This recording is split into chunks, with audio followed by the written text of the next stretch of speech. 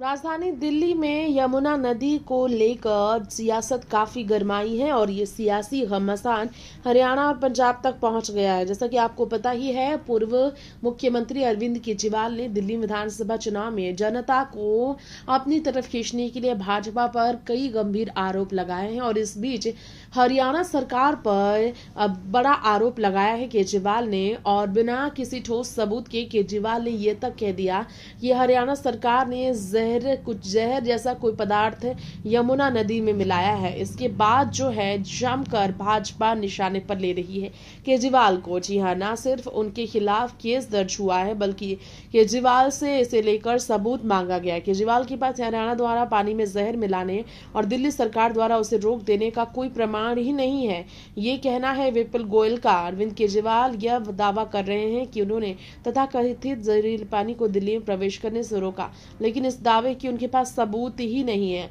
इतना ही नहीं, केजरीवाल को चुनाव आयोग के समक्ष भी सफाई देनी पड़ सकती है। इस प्रमाण को लेकर उनसे केंद्रीय चुनाव आयोग ने भी मांगे हैं सबूत। ये जो दावे हैं इसे लेकर प्रमाण मांगा गया है केजरीवाल की ओर से।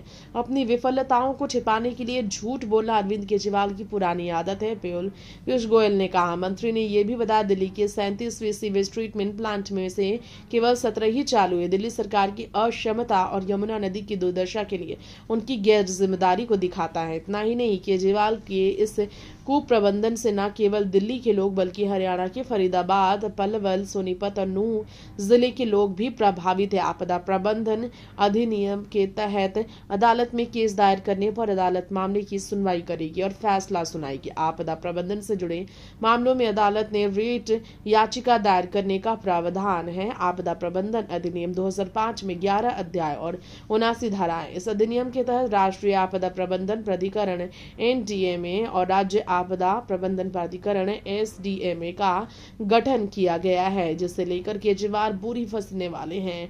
एनडीएमए की अध्यक्षता प्रधानमंत्री करते हैं और एसडीएमए की अध्यक्षता संबंधित मुख्यमंत्री करते हैं।